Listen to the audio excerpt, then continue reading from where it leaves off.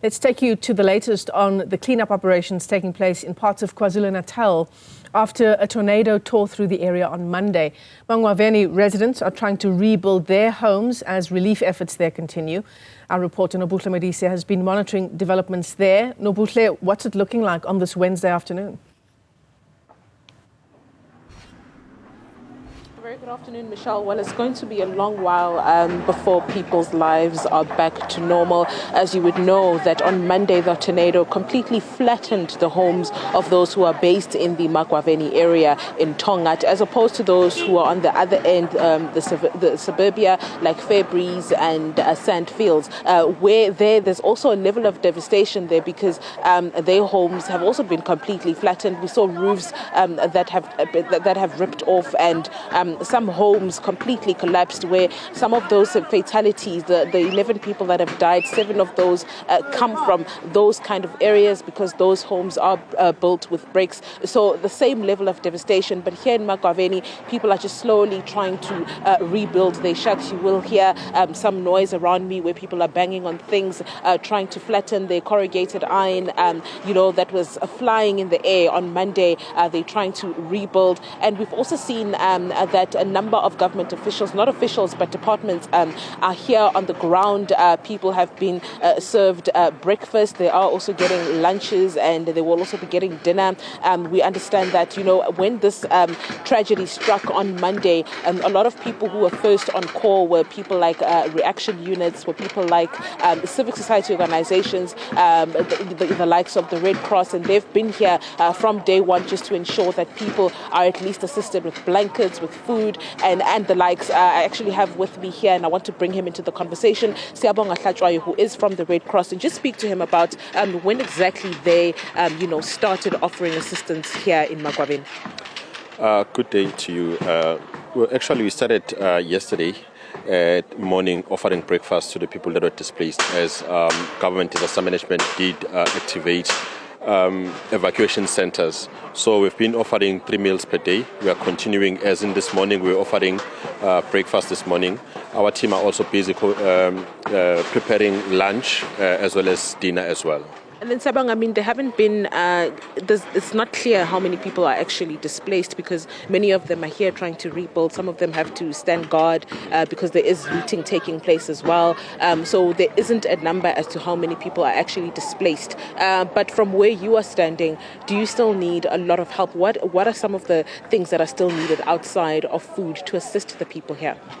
Yes, there's still a great need. I think the community here needs assistance with building material. If people can lay a hand and donate so that they can build their houses. We have also deployed a team that is going to be providing what you call the restoration of family links.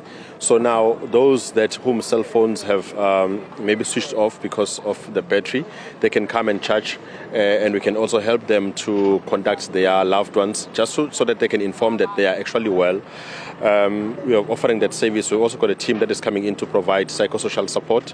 We are also going to be continuing to provide support. But also there's still a great need, as you are saying, assessments are still continuing by the disaster management teams. So no numbers have been confirmed as yet. So the need is still great. So we're still appealing for the public to come in. Thank you very much. Who is from the Red Cross. You heard him there saying that there's still a great need here. People are still in need of assistance. Michelle, the power is still out. The network today is much better, but the power is still out. There's still some infrastructure that still needs to be repaired. So it's going to be a long while until these people's lives are back to normal. I'm going to step out of shot just so my colleague can show you the impact. I know we've been showing you these visuals, but now you get to see exactly what it looks like as people are really just trying to rebuild. There were a few gentlemen here on my left who were standing on top of corrugated iron trying to flatten it so that they can reuse it. So these are the kind of scenes that we are using. And if you go to the area of Sandfields, for example, where the houses are completely destroyed, some of the family members there are saying that at this point, the insurance companies, those who are insured, that is, they're saying the insurance companies are not coming on board. They're not assisting them at the rate at which, they feel would assist them. And so it's going to be a long while until people's lives are normal. And this disaster, although it has happened here in the north of Durban on the north coast, it is affecting other parts of the city as they try and restore the infrastructure like the power lines that have gone down. That has in fact affected electricity supply in other areas where they don't have electricity anymore. So it's going to be a long time until this issue is completely sorted out. And you would know that in the city of eThekwini, there's been a number of disasters, and when something like this happens, there has to be funds that come out of the coffers, and it's something that takes a while, and they have to prioritize what is more important and what isn't more important. So this is the situation right now, and we are expecting departments like the South African Local Government Association, for example, to come here to also offer their assistance by giving people meals and groceries. But these are the scenes rather of what it's been looking like today as people are slowly trying to rebuild their lives.